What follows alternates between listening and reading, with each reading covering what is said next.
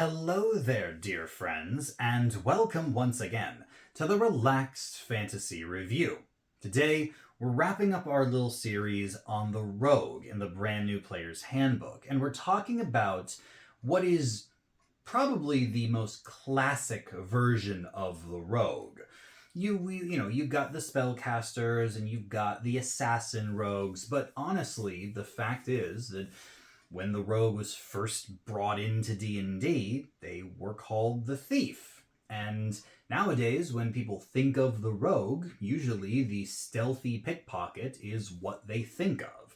So the thief subclass is the most archetypal rogue out there. Just like the hunter ranger, just like the champion fighter. There are, specialty rogues, but the thief rogue is just the most roguey rogue. Does that mean that they're boring or that they're basic? I wouldn't bet on it. We'll get into the details of exactly what this subclass can do that's special in just a moment. Before we do, though, I'd like to let you know, Relaxed Fantasy Review has memberships. For just $1 a month, you can support me here on YouTube and get a couple benefits. First, you get a little badge next to your name in the comments, letting folks know you're a supporter. Also, you get early access to my videos. I upload videos Monday, Wednesday, and Friday, and I upload them a day early for members only. And finally, you get access to the VIP room in my community Discord. Anyone can join the Discord. It's free for anyone. But if you're a VIP member, then if you're a channel member, you get to come in the VIP room, chat with me directly, talk to me about D&D, ask my opinions on your builds, or whatever it is you like, really. I'm pretty chatty in there. So if any of that interests you, you can click the join button. It's just down there next to the subscribe button. And if it doesn't interest you, that's fine too. Just watching the video, being here, liking and subscribing, things that don't cost anything. These are wonderful ways to support me. So thank you for watching my content here on YouTube.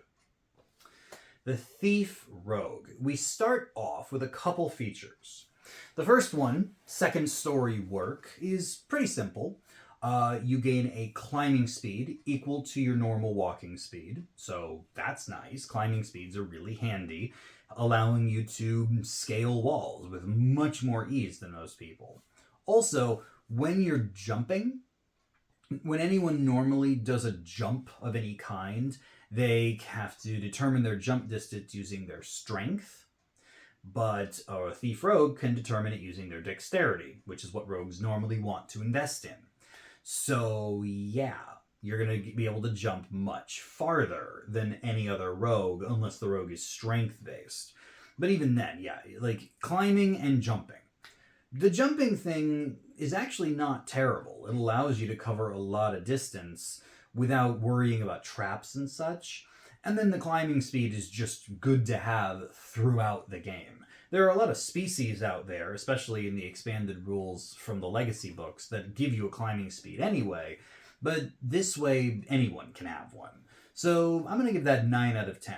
Good stuff. Definitely a good start. But the real meat of the Thief Rogue comes from their Fast Hands ability. You can think of this almost like an expansion to their Cunning action. See, rogues have a lot they can do with their bonus action. They can already dash, disengage, or hide as a bonus action. That's just something they have from level 2 onward. But at level 3, the Thief Rogue gets more they can do with their bonus action. Firstly, they can use their fast hands to do sleight of hand checks. Whether they're doing a sleight of hand check to pick a lock, disarm a trap, or pick someone's pocket, they can do so with a bonus action. It's funny because normally, when you're dungeon crawling and you need to pick a lock or disarm a trap or pick someone's pocket, you don't need to worry that much about action economy because these things are normally done outside of combat. What this suggests to me is that this rogue might pick someone's pocket while they're fighting, while they're in initiative order, which is really interesting to me. And kind of serves for this kind of like very rogue-coded sort of power where you're stabbing one person in the back and then picking the gold off of someone else that like your fighter is fighting. I love the mental image, even if it's not the most practically usable thing. But the biggest thing here is the use an object power. you can take the utilize action or the magic action to use a magic item. Now, this might seem a little innocuous at first, but let me clarify. The utilize action is one of the most powerful actions you can take in the game. It allows you to use objects. And the objects in the brand new player's handbook have been buffed to the nines.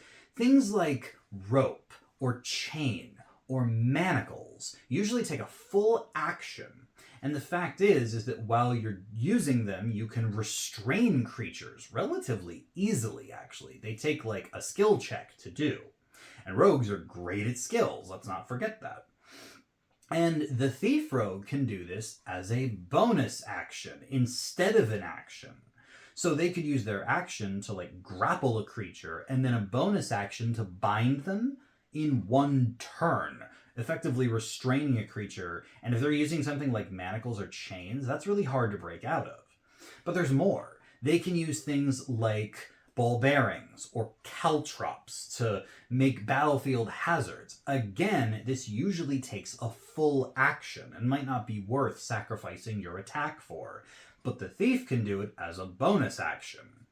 Anything that takes the utilize action, which is most gear, can now be used as a bonus action instead of an action, and that frees up this rogue to do so many shenanigans on the battlefield.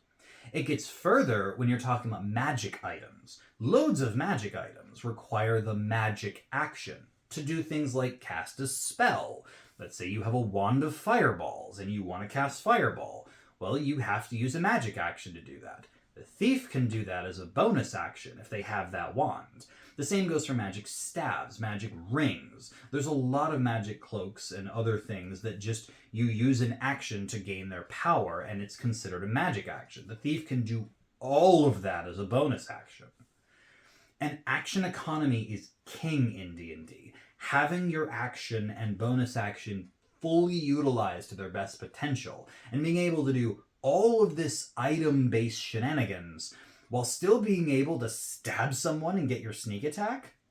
It's truly, this is one of the coolest and one of the most in-the-know powers. It might slip right past the first-time player's eyes, and they'd be like, oh, cool, I can utilize as a bonus action. That is insanely strong when you know what the utilize action is capable of. I give this 10 out of 10, and honestly, this might be the best thing that any rogue gets. I believe that this is stronger than like the Psych Blades or Side Bolstered Knack from the Soul Knife, or the spellcasting from the Arcane Trickster, or the Assassinate power from the Assassin. This might be the best third level feature in the entire game. It is warping how much you can do with this that other rogues would have to use full actions, and other characters would have to use full actions to do. It's mind-bendingly good. But anyway, that's level 3. At level 9, the next level that any rogue subclass gets a buff, you get Supreme Sneak, and this gives you a brand new Cunning Strike. Cunning Strikes are those special powers that you can do. You land a sneak attack, and you can subtract a bit of the damage in order to have a special effect, a rider on the sneak attack. This one is called the Stealth Attack. If you have the invisible condition from hiding, which you can do with your cunning action, then this attack that you make doesn't end that condition as long as you end the turn behind 3/4 or total cover. So if you're a ranged-based thief with a bow, or if you're a thief that's sneaking in and stabbing people, but you can get behind cover before your turn is over, the hide action, or bonus action with the rogue, is very, very strong because it lets you make a skill check with a flat set DC that makes you have the invisible condition. This gives you advantage on checks, makes you immune to a lot of things because creatures have to be able to see you to target you for lots of stuff. And the fact that you could go invisible with your hide bonus action, attack someone, and then go behind cover, and you're still invisible. This means that your bonus action is free next turn because you won't have to hide again. Normally a rogue could pull this off. Hide with their bonus action, and then attack with their action with advantage, since they're invisible. And that means they get their sneak attack. But then that breaks invisibility, and they'd have to repeat the process the next turn. With Supreme Sneak, you sacrifice one of your sneak attacks d6, and you don't have to use your bonus action on the next turn to stay invisible. This is another thing that really buffs action economy, giving your bonus action more freedom. And I think it's powerful. I don't think it's quite as powerful as the Fast Hands power, but I'm still going to give it 9 out of 10. I'm very pleased with this power. Now at level 13, we're going to continue on with this whole magic item thing I was discussing earlier, because you get the Use Magic Device power. This comes with a couple different things. Firstly, you can attune to 4 magic items at the same time. Most characters in D&D, I think the Artificer is the exception to this, can attune to 3 magic items, and that's it. From the beginning to the end of their career, they have to pick their favorite 3 magic items that they've got, and that's what they're attuned to. And if you want to attune to a 4th, you have to break one of the other 4, or one of the other 3. This time you can get an extra attunement slot. That's huge. That is absolutely massive, especially in the late game, because you're getting powerful magical gear. You're going to have extra slot there to just buff you up. Second, whenever you use a magic item that expends charges, again, I'll use the Wand of Fireballs as an example, you roll a d6. If you roll a 6, you don't expend the charge. Now, this isn't something you can rely on. You're still going to likely expend the charge, but whenever you roll that 6, it's going to feel incredible that you just got that casting for free. And probably with your bonus action. But then finally, a specific thing regarding spell scrolls. Spell scrolls can only be used by casters because it says in the description of spell scrolls that it has to be on your class's spell list. So, yeah, people who aren't casters can't really use them. But the Thief Rogue at level 13 can use any spell scroll from any class. So a warlock, a paladin, a wizard, a sorcerer, a bard, any class's spell list you can pilfer if they can make you a spell scroll. You use your intelligence to cast it. If it's a cantrip or a first level spell, you can do so no problem. And if it's a higher level spell, you have to succeed on an Arcana check in order to cast it. If you succeed, you cast it normally. If you fail, then the scroll disintegrates. But the check is just a DC 10 plus the spell's level. So you can throw out a 3rd level spell or even a 5th level spell with nothing more than a DC 13 or 15 check. As a thief, you eat skill checks for lunch. You have reliable talent. You could have expertise in Arcana. You could be nailing checks for 9th level spell scrolls. Let's think about this for a second. You're a level 13 rogue. Your proficiency bonus is +5. If you have a 10 in your intelligence, you don't even have to have a high intelligence, just a 0 in your modifier, and you have expertise in Arcana, you've chosen that, with reliable talent, you can't roll lower than a 20 on that skill check. Because you got 5 from your proficiency bonus, plus another 5 from expertise, plus 10, because that's your minimum roll with reliable talent.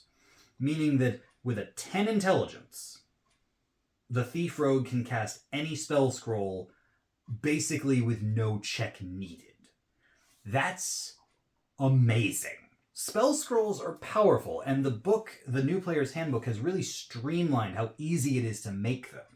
You just need to have the spell in your list and have like proficiency in the Arcana skill, and you can write spell scrolls. It costs gold and time to do so.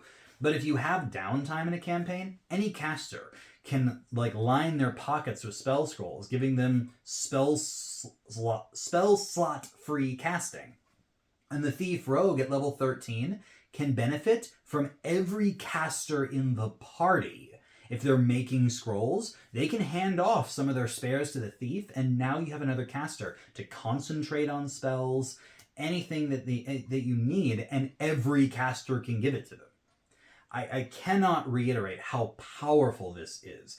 And as you go to higher levels, like you're level 13 by this point, that means that your party's slinging 7th level spells, which again, with basically no investment in your intelligence, you can cast unerringly. Just make sure you have expertise in Arcana and you're good to go. This is 10 out of 10, and honestly might be more powerful than the Fast Hands power. It depends on your party composition, depends how regularly your party can craft scrolls, but my god, this is good. And we're still not done, by the way. Level 17, the final capstone feature for the Thief, you get Thief's Reflexes. This allows you to take 2 turns on the first round of combat. Remember, a round is the full initiative order. So from whoever won initiative and goes first all the way to the last person, that's a round. And then you restart at the top initiative and keep going, that's another round. The Thief gets to take 2 turns during this round. One on their normal initiative, and thieves have high dexterity normally, so they're going to have a good initiative roll normally. And then you take your second turn at your initiative -10. So if you've got maxed out dexterity by this point, and you roll initiative, let's say you get a 20 in your initiative, which isn't that weird. Then you get to take your turn, and then at initiative count 10 instead of 20, you get to take an entire another turn. Another action, another bonus action, more movement, a full turn. That's insanity. Like, again, action economy is king. That's why Fast Hands is so good, because it bonus actions a lot of powerful things. The fact now that you get 2 turns, you get to go early in the round, probably, and then you get to go later in the round, again, doubling down on how many things you get to do. And the first round of combat is key. Lots of times, casters and powerful enemies will throw down debilitating effects, rendering a lot of enemies or a lot of characters on the battlefield, restrained, charmed, paralyzed, who the hell knows. And that first round of combat is very important. Having 2 turns, that's better than a fighter's action surge, because action surge gives you another action on the same turn. This gives you a whole second turn. It is 10 out of 10 in ways that I cannot describe as broken, because, yeah, if you're using your action and bonus action well, you've just doubled your potency on the first round of combat. And I can't say anything bad about that. That is so good. Even at higher levels, I have to give it 10 out of 10. If you haven't noticed yet, I'm very, very pleased with the Thief Rogue.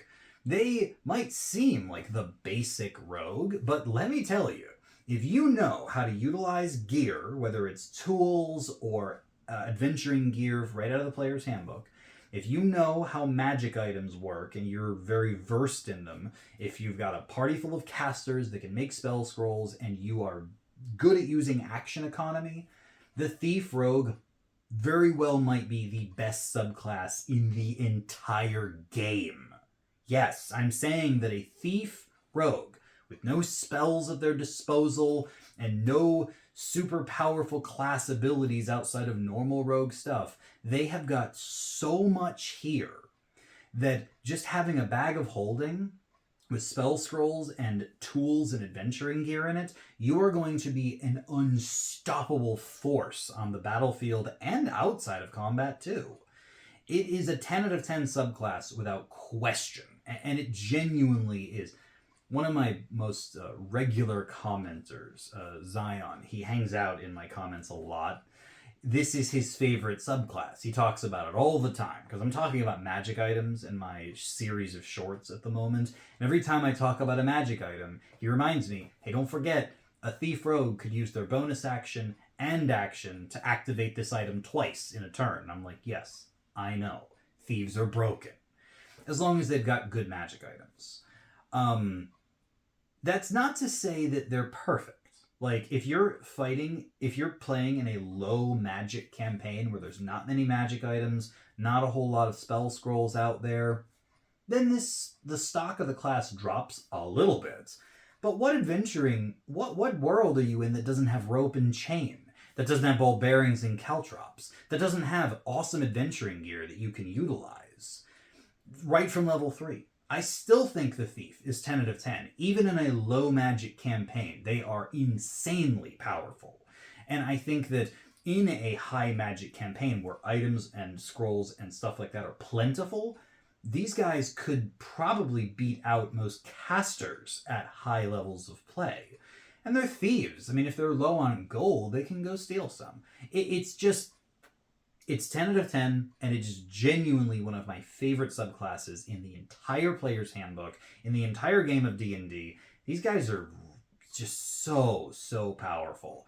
And you have to be an intelligent player. Like, it's not easily spelled out for you. You gotta go read through the book. Read through the Dungeon Master's Guide to know what magic items are good. Read through the adventuring gear section in the player's handbook so you know what items are good to pack. This is the class, the subclass, where you want to know your gear really well in and out. And if you do, oh boy, 10 out of 10. The Thief Rogue, definitely my favorite in this player's handbook. No question. This has been the Relaxed Fantasy Review. If you enjoyed the video, please like and subscribe down below. Have a look for the join button down there, and keep your eyes peeled for more subclass reviews coming down the line soon. Have a good one, my friends.